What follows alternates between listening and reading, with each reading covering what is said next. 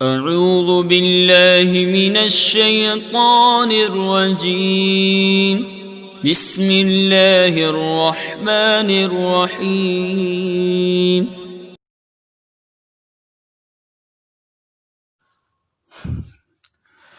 بسم اللہ الرحمن الرحیم۔ میں مجاہد حسین رضوی، استاذ دارالعلوم غریب نواز الہ آباد، درجہ رابعہ کے متعلمین سے مخاطب ہوں اور شرح جامی بحث اسم کا درس دینے جا رہا ہوں۔ کل کے سبق میں صاحب کافیہ نے ایضاح شرح مفصل میں جو بات ارشاد فرمائی تھی وہ یہ تھی کہ اسم کا معنی معتبر فی نفسہ ہی ہوتا ہے، جبکہ حرف کا معنی معتبر فی نفسہ ہی نہیں ہوتا، بلکہ اس کا معنی باعتبار غیر معتبر ہوتا ہے، اور اسی لیے اس کی تعریف یہ کی جاتی ہے کہ حرف ایسا کلمہ ہے جو ایسے معنی پر دلالت کرتا ہے جو خود اس کے اندر نہیں ہوتا بلکہ اس کے غیر میں ہوتا ہے۔ یہ فرق ایک معقول اور غیر محسوس تھا۔ یہی فرق بتانے کے لیے شارح نے محصول اور حاصل کے عنوان سے ایک تفصیلی گفتگو کی ہے، جس میں انہوں نے معقول معنی اسمی اور معقول معنی حرفی کو محسوس چیزوں سے تشبیہ دے کر آسانی سے معنی اسمی اور حرفی کا فرق سمجھا دیا ہے۔ کہتے ہیں کہ وہ محصولہ، اور اس کا محصول یعنی ایضاح میں صاحب کافیہ نے جو کچھ کہا ہے اس کا محصول ما ذکرہ بعض المحققین وہ ہے جس کا تذکرہ بعض محققین نے کیا ہے۔ شارحین کہتے ہیں کہ بعض محققین سے مراد میر سید شریف جرجانی علیہ الرحمہ ہے، اور شارح یہ نہیں کہتے کہ انہوں نے کہا ہے، کہتے ہیں کہ بعض محققین نے ذکر کیا ہے۔ بظاہر ایسا لگتا ہے کہ جو بات میر سید شریف جرجانی نے کہی ہے وہ ان کی اپنی نہیں ہے، بلکہ کسی اور محقق کی بات میر سید شریف جرجانی علیہ الرحمہ نے نقل فرمائی ہے۔ وہ بات کیا ہے؟ وہ بات یہ ہے حیث قال کہ انہوں نے کہا ہے کما ان فی الخارج موجودا قائما بذاتی، کہ جس طرح سے خارج میں ایک ایسا موجود ہوتا ہے جو قائم بذات ہی ہوتا ہے، یعنی وہ اپنے وجود میں کسی موضوع کا، کسی محل کا محتاج نہیں ہوتا۔ اور دوسرا موجود کیسا ہوتا ہے؟ کہتے وہ موجوداً قائما بغیرہ، اور خارج میں ایک ایسا موجود ہوتا ہے جو قائم بالغیر ہوتا ہے، مطلب اپنے وجود میں کسی موضوع اور محل کا محتاج ہوتا ہے۔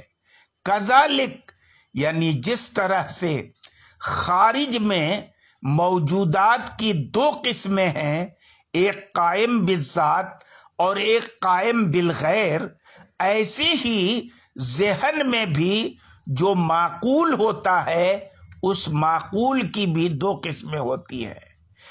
ایک معقول وہ ہوتا ہے جو قصداً مدرک ہوتا ہے اور فی ذات ہی ملحوظ ہوتا ہے، اور وہ صلاحیت رکھتا ہے کہ وہ محکوم علیہ بنے اور محکوم بہی بنے، اور ایک ایسا معقول ہوتا ہے جو طبعاً مدرک ہوتا ہے اور غیر کے ملاحظے کا آلہ بنتا ہے، تو وہ فلا یصلح لشیء منہما، تو ان دونوں میں سے کسی چیز کی صلاحیت نہیں رکھتا، یعنی نہ محکوم علیہ بننے کی صلاحیت رکھتا ہے نہ محکوم بہی بننے کی صلاحیت رکھتا ہے۔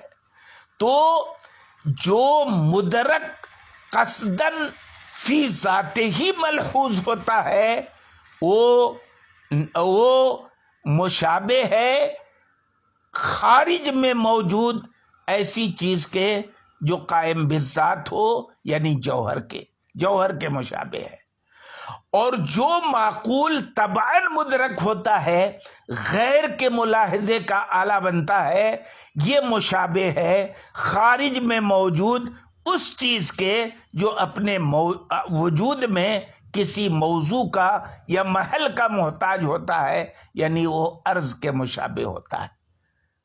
بات ختم ہو گئی۔ اب ایک مثال سے اس کو سمجھا رہے ہیں کہ مثلا ایک لفظ ہے ابتدا۔ یہ ابتدا ایسا لفظ ہے جس کا لحاظ کبھی قصدن ہوتا ہے اور کبھی وہ مدرک قصدن ہوتا ہے، ملحوظ فی الذات ہوتا ہے، اور کبھی قصدن مدرک نہیں ہوتا اور ملحوظ فی الذات نہیں ہوتا۔ تو ابتدا جس صورت میں قصدن مدرک ہوتا ہے اور فی الذات ملحوظ ہوتا ہے، تو یہ ابتدائے کلی ہے، جو باب افتعال کا مصدر الابتدا کا معنی ہے، اور یہ مستقل بالمفہومیت ہے، اپنا معنی سمجھانے میں کسی غیر کا محتاج نہیں ہے۔ اسی بات کو بتا رہے ہیں کہ ابتدا کا مثلا جب عقل لحاظ کرے قصدن اور بالذات، تو یہ ابتدا معنی مستقل بالمفہومیت ہوگا اور ملحوظ فی الذات ہوگا۔ اب ایک سوال پیدا ہوتا ہے کہ ابتدا تو ایک نسبت کا نام ہے بیچ کی، جس کام کی ابتدا ہو اور جہاں سے ابتدا ہو، یہ دونوں چیزوں کے درمیان ایک نسبت کا نام ہے، تو یہ مستقل بالمفہومیت کیسے ہو سکتا ہے؟ کہتے نہیں ہو سکتا ہے۔ ابتدا کا معنی کسی چیز سے ابتدا، یہ مستقل بالمفہومیت ہے۔ ہاں، ابتدا کے لیے کسی چیز سے ابتدا ہونا ضروری ہے، جس چیز سے ابتدا ہے اس کا تعقل اجمالاً ضروری ہے۔ ابتدا کا معنی سمجھنے کے لیے اس کا ذکر کرنا ضروری نہیں ہے، اسی لیے کہتے ہیں کہ وَلَزِمَهُ تَعَقُّلُ مُتَعَلَّقِهِ اجمالاً وَطَبْعًا، جس چیز سے ابتدا ہے اس متعلق کا تعقل یہ اجمالاً اور طبعاً لازم ہے، عبارت میں ذکر کرنے کی ضرورت نہیں ہے۔ کہتے ہیں من غیر حاجت الی ذکر، اس کا ذکر کرنے کی ضرورت نہیں ہے۔ اور ابتدا اسی معنی کے اعتبار سے لفظ ابتدا کا مدلول ہے۔ ابتدا جو باب افتعال کا مصدر ہے، اسم ہے، اور جب اسم ہے تو ظاہر ہے معنی مستقل بالمفہومیت پر دلالت کرے گا۔ تو اب اس معنی مستقل بالمفہومیت یعنی ابتدائے کلی پر دلالت کرنے کے لیے اس کی طرف کسی دوسرے کلمے کو ملانے کی ضرورت نہیں ہے۔ کہتے فلا حاجت فی الدلالت علیہ الی ضم کلمۃ اخری، اس پر دلالت کرنے میں کسی دوسرے کلمے کے ملانے کی ضرورت نہیں ہے نا، لتدل علی متعلقہ، تاکہ وہ کلمہ اس کے متعلق پر دلالت کرے۔ اور یہی مراد ہے نحویوں کے اس قول کی کہ ان للاسم والفعل معنی کائنا فی نفس الکلمۃ الدالۃ علیہ، کہ اسم اور فعل کا ایسا معنی ہوتا ہے جو خود اس کلمے کے اندر موجود ہوتا ہے جو کلمہ اس معنی پر دلالت کر رہا ہے. یہ رہی ابتدا کی ایک حیثیت. اور اگر ابتدا کا لحاظ آپ اس حیثیت سے کریں کہ ابتدا ایک حالت ہے سیر اور بصرہ کے درمیان، مثلا اور کوئی مثال دے سکتے سمجھنے کے لیے سیر اور بصرہ کی مثال، اور یہ ابتدا کے مفہوم کو سمجھنے کے لیے ابتدا کو سیر اور بصرہ کی حالت کی معرفت کے لیے آلہ بنایا جائے تو ظاہر ہے یہ معنی غیر مستقل بالمفہومیت ہوگا. کیوں؟ یہ مقصود نہیں ہے، ملتفت الیہ بالذات نہیں ہے، مدرک قصدن نہیں ہے، اسے تو آلہ بنایا جا رہا ہے. سیر اور بصرہ کے درمیان کی حالت کو جاننے کا کہتے ہیں وَلَا يُمْكِنُ أَن يُتَعَقَّلَ. تو اب یہ جو آلہ بن رہا ہے ابتدا، اس کو سمجھنے کے لیے اس کے متعلق کا ذکر ضروری ہے، اور یہ ابتدا بنا متعلق کے ذکر کے سمجھ میں نہیں آئے گی، خاص متعلق کے ذکر کے بغیر سمجھ میں نہیں آئے گی. کہتے ہیں الا بذکر متعلقہ بخصوصی ولا ان يدل علیہ الا بضم کلمۃ اخرى دالۃ علی متعلقہ. اور خود یہ ابتدا اس پر دلالت نہیں کرے گا، کس پر؟ یعنی اس مخصوص متعلق پر، مگر یہ کہ کوئی ایسا کلمہ ملا دیا جائے جو اس کے متعلق پر دلالت کرے. مثلا ہم نے کہا سرت من البصرۃ الی الکوفہ، یا سرت من البصرہ، میں نے بصرہ سے سیر کی، ابتدا کی، الی الکوفہ، کوفہ تک کی. خیر، تو اب وہ ابتدا کا دو لحاظ ہو گیا، کبھی وہ قصدن مدرک ہوتا ہے اور کبھی وہ قصدن مدرک نہیں ہوتا.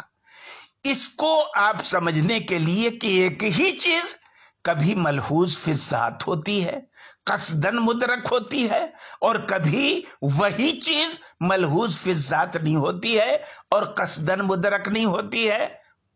ایک